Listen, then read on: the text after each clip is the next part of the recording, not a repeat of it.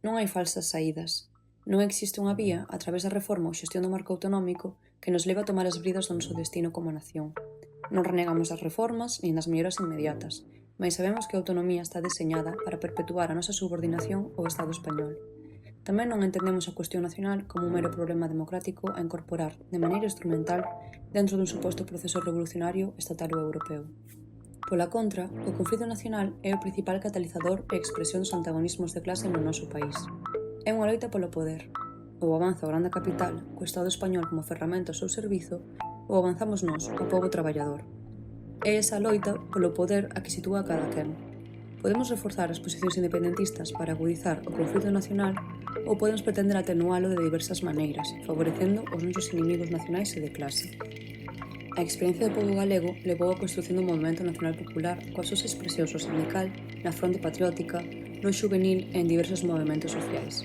Esa experiencia tamén amosou certas carencias, como a indefinición estratégica, a tendencia posibilista á adaptación aos límites sistémicos, o inmediatismo ou o institucionalismo. Para axudarnos a superar esas inconsistencias, precisamos artellar en chave comunista e independentista os sectores máis conscientes da nosa clase.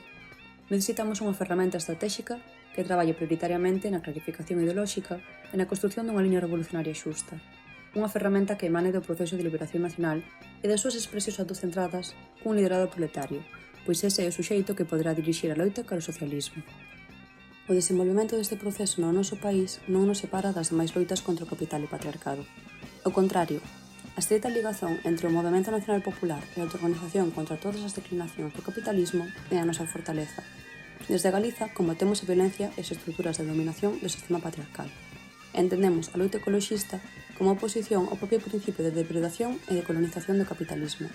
Integramos na nosa praxe diaria a loita antiimperialista, porque comprendemos que o noso avance está vencellado ao triunfo das loitas que erosionan as estruturas do capital arredor do mundo. Só rachando con toda a estrutura de opresión temos futuro.